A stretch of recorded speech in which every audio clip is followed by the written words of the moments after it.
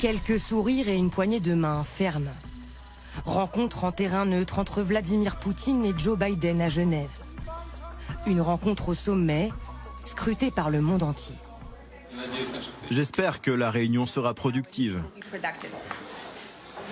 Je pense qu'il est toujours mieux de se rencontrer en tête-à-tête. Les deux chefs d'État passent plusieurs heures dans cette villa proche du lac Léman. 34 degrés à l'ombre, pour un tête-à-tête tout aussi brûlant. Le sort d'Alexeï Navalny, la crise en Ukraine, le contrôle des armes nucléaires, les dossiers sont nombreux. À la veille de cette rencontre, chacun sait déjà que les négociations seront difficiles. Je l'ai déjà rencontré.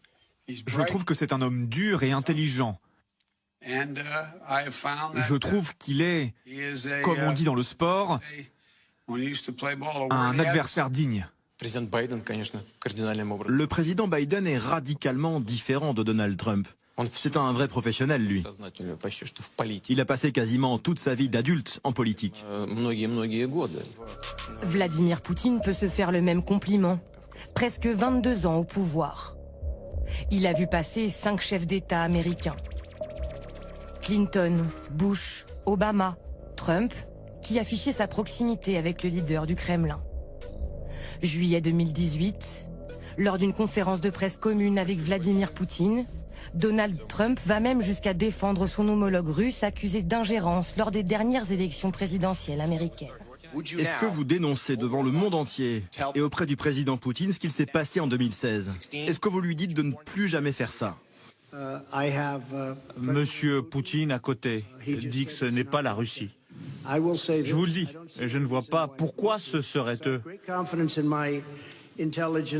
J'ai entièrement confiance en mes services de renseignement, mais le président Poutine a contesté avec force et puissance aujourd'hui.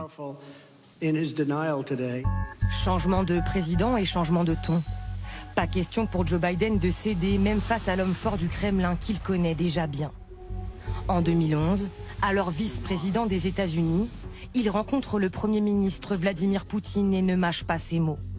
Lors d'un échange, il lui aurait dit « Monsieur le Premier ministre, je regarde au fond de vos yeux et je ne crois pas que vous ayez une âme. » Il m'a regardé, m'a souri et m'a répondu « Nous nous comprenons. » 10 ans plus tard, à peine arrivé à la Maison-Blanche, Joe Biden se montre toujours aussi offensif face à son homologue russe. Vous connaissez Vladimir Poutine, vous pensez que c'est un tueur?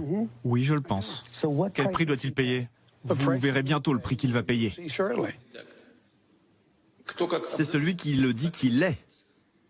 Nous voyons toujours en l'autre nos propres caractéristiques et nous pensons donc qu'il nous ressemble. Le jeu de ping-pong entre les deux dirigeants est de plus en plus féroce.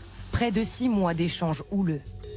Avril dernier, Joe Biden hausse le ton et ordonne des sanctions contre le régime russe accusé de cyberattaque.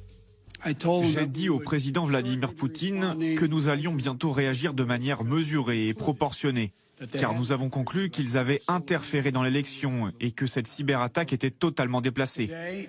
Aujourd'hui, j'ai approuvé plusieurs mesures, dont l'expulsion de plusieurs responsables russes en conséquence de leurs actions.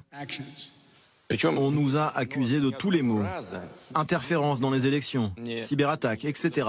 Et pas une seule fois on nous a montré la moindre preuve. C'était des accusations sans fondement. Je suis surpris d'ailleurs qu'on ne nous ait pas encore accusés d'avoir provoqué le mouvement Black Lives Matter. Ça aurait été une bonne attaque contre la Russie, mais on n'est pas responsable de ça non plus.